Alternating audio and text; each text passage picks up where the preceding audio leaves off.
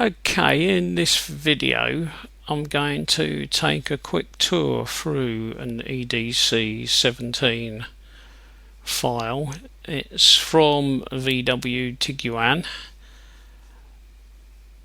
If I remember rightly, it's a 2-litre TDI 170 brake horsepower common rail, but I may be wrong. I'm just guessing at that without bothering to look it up. Now if I go through, I'll just click here to move us along, look for anything of any real interest. What we've got here are the error paths, which would be obviously important or interesting if you wanted to delete error codes. I won't stop and talk about everything as I go because the video would last for hours. These are probably P codes. They might be VAG codes or they might be P codes, but they're all part of the error coding system. And here we've got a repeat of the same sort of codes, and again they might be P codes, they might be VAG specific codes, but similar sort of thing as the last set. What you tend to get with these is either completely separate P codes and VAG codes in two separate tables, or sometimes you find that they're a little bit muddled up, so you've got two tables but there are P codes and VAG codes in one and P codes and VAG codes in the other. It doesn't matter because they both feed into the same set of error paths, so if you're changing an error path, you're changing either this block or the previous block, so it doesn't make any difference. Right, if we keep wandering through, let's see what else we can find. I've highlighted some things in yellow here just to make it easier as I go by, otherwise I will forget. So here we've got driver's wish maps, so 1, 2, 3, probably 4 driver's wish maps. This one could well be for four-wheel drive or all-wheel drive, and this could be reverse gear. Because it looks quite a lot like the first 4, I'm guessing that it's probably reverse gear and that these are spread over the car's gears, and this one is completely different, and you can see it looks slightly different because it's for four-wheel drive. Right, let's see what else we've got. We should see, now these two are unusual if you're not used to EDC17. They are air control maps connected to the way the exhaust gas recirculation works, but they don't look like ordinary exhaust gas recirculation maps. The exhaust gas recirculation maps look pretty much like what you'd see in EDC16, and there's a whole collection of them here. There's another one there. So they're the exhaust gas recirculation maps.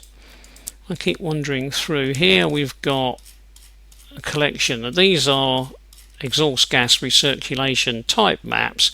They all play a role in allowing the ECU to determine whether the exhaust gas recirculation is within the laid down parameters. And of course it has to do that because in many countries in the world, by law, exhaust gas recirculation has to be used to keep emissions under control. So this is all part of the emissions regulation and control.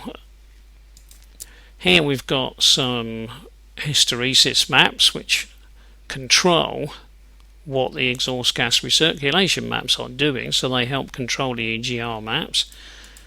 I keep whizzing through. This is probably, you can tell these very sharp peaks here, it's probably torque to injection quantity conversion, so we've got 2 of those. There may well be more. They could be standard ones or they could be for regeneration, so we'll see if anything else pops up later. Here's the torque limiting map. This one's got 4 little bumps. Quite often they've got 3, sometimes just 1. That was the torque limiting map. Let's see what else we've got. We will gradually run into, these are all connected with injection, so these are our injection maps. We will get many injection maps. I'll go into that when I talk about injection in a bit more detail, but there's a lot of injection control maps in common rail engines, so you can expect an awful lot of those. There's a lot I haven't bothered to highlight. These will mostly either be to do with regeneration or they will be factors or values that adjust the previous maps. So in other words, there will be some kind of adjustment map, and you get an awful lot of those as well.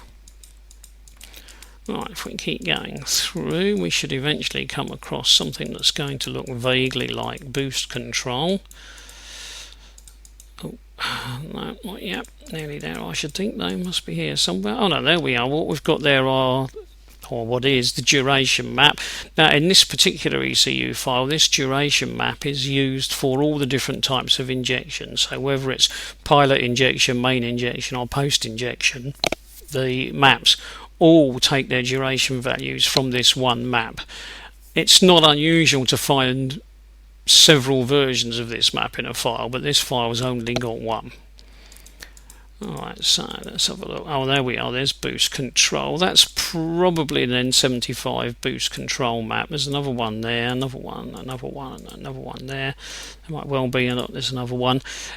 There's quite a few of those because there's quite a lot of changes to do with boost and boost control, usually because of regeneration. So you can expect to find quite a few of those, which means there's probably going to be quite a few boost maps. And there's a boost map there. There's one there that's not functioning. Another one there, another one, another one. What have we got? There's another one, and another one there, and that looks like that's another one. Now, what have we got here? That looks like it might be the limiter. So there's our boost limiter. So we've had several boost maps. So we've had boost control maps, then boost maps, and now we've got our boost limiter. So typical sort of thing you might see with EDC17. So not that different to an EDC16 really. Right, if we keep going through, let's see what else we've got. Here we've got what I'll probably torque to injection quantity conversion maps again. So we've had two, and here's two more. It's possible the previous ones were for regeneration and these are for normal running. Let's keep going through here, see what we've got. Now what we've got here is these are usually all to do with rail pressure. Now the first one is very often the maximum rail pressure, but you'd have to compare it to any others to find out.